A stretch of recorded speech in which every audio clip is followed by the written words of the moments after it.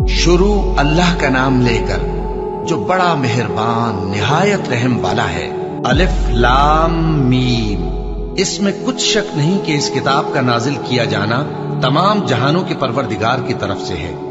क्या ये लोग ये कहते हैं कि पैगंबर ने इसको असखुद बना लिया है? नहीं, बल्कि वो तुम्हारे परवरदिगार की तरफ से बरहक है, ताकि तुम उन लोगों को हिदायत करो जिनके पास तुमसे पहले कोई हिदायत करने वाला नहीं आया, ताकि ये रस्ते पर चले।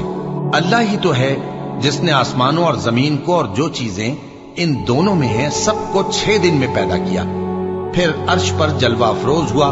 उसके सिवा तुम्हारा न कोई दोस्त है और न सिफारिश करने वाला। क्या तुम नसीहत हासिल नहीं करते?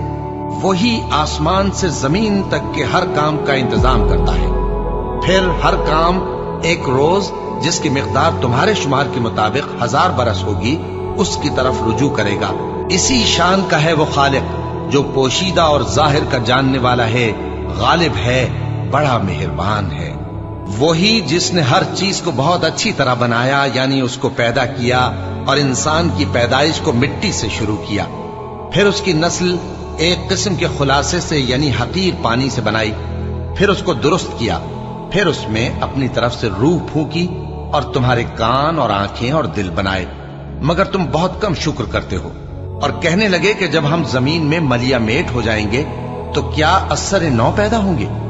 हकीकत यह है कि ये लोग अपने परवरदिगार के सामने जाने ही के कायल नहीं। कह दो कि मौत का फरिश्ता जो तुम पर मुकर्रर किया गया है तुम्हारी रूहें कब्ज कर लेता है, फिर तुम अपने परवरदिगार की तरफ लौटाए जाओगे और तुम ताज्जुब करो जब देखो कि गुनाहगार अपने परवरदिगार के सामने सर झुकाए होंगे और कहेंगे कि ऐ हमारे परवरदिगार, हमने देख लिया और सुन लिया, तू हमको दुनिया में वापस भेज दे कि नेक अमल करें, बेशक हम यकीन करने वाले हैं।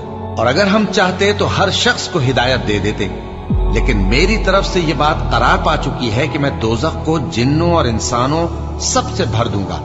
सो अब आग के मजे चखो, इसलिए कि तुमने इस दिन के आने को भुला रखा था।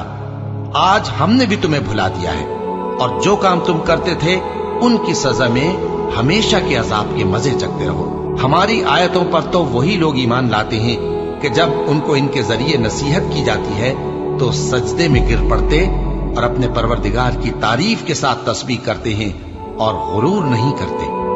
उनके पहलू बिछोनों से अलग रहते हैं, इस हाल में कि वो अपने परवरदिगार को खौफ और उम्मीद से पुकारते और जो कुछ हमने उनको दिया है उसमें से खर्च करते हैं। सो कोई शख्स नहीं जानता कि उनके लिए कैसी आंखों की ठंडक छुपाकर रखी गई है। ये उन अमाल का सिला है जो वो करते थे।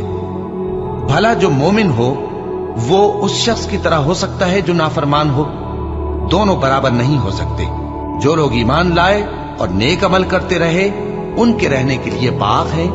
ये मेहमानी उन कामों की जजा है जो वो करते थे, और जिन्होंने नाफरमानी की उनके रहने के लिए दोज़ख है। जब चाहेंगे कि उसमें से निकल जाएं तो उसमें लौटा दिए जाएंगे और उनसे कहा जाएगा कि जिस दोज़ख के अजाब को तुम झूठ समझते थे उसके मजे चखो, और हम उनको क़यामत के बड़े अजाब से पहले दुनिया के अजाब का भी मजा चखाएंगे। शायद वो हमारी तरफ लौट आए। और उस शख्स से बढ़कर जालिम कौन जिसको उसके परवरदिगार की आयतों से नसीहत की जाए तो वो उनसे मुंह फेर ले। हम गुनाहगारों से जरूर बदला लेने वाले हैं। और हमने मूसा को किताब दी तो तुम उनसे मुलाकात होने से मुताल्लिक शक में न होना, और हमने उस किताब को बनी इसराइल के लिए जरियाए हिदायत बनाया था, और उनमें से हमने पेशवा बनाए थे जो हमारे हुक्म से हिदायत किया करते थे, जबकि वो सब्र भी करते थे और वो हमारी आयतों पर यकीन रखते थे। बिलाशुबा तुम्हारा परवरदिगार ही उनमें जिन बातों में वो इख्तिलाफ करते थे क़यामत के रोज फैसला कर देगा। क्या इनको इस अम्र से हिदायत न हुई कि हमने इनसे पहले बहुत सी उम्मतों को जिनके रहने के मकामात में ये लोग चलते फिरते हैं हलाक कर दिया? बेशक इसमें निशानियां हैं, तो ये सुनते क्यों नहीं? क्या इन्होंने नहीं देखा कि हम बंजर जमीन की तरफ पानी रवां करते हैं, फिर उससे खेती पैदा करते हैं जिसमें से इनके चौपाए भी खाते हैं और ये खुद भी खाते हैं? तो ये देखते क्यों नहीं? और कहते हैं अगर तुम सच्चे हो तो ये फैसला कब होगा? कह दो कि फैसले के दिन काफिरों को उनका ईमान लाना कुछ भी फायदा न देगा और न उनको मोहलत दी जाएगी। तो उनसे मुंह फेर लो और इंतजार करो, ये भी इंतजार कर रहे हैं।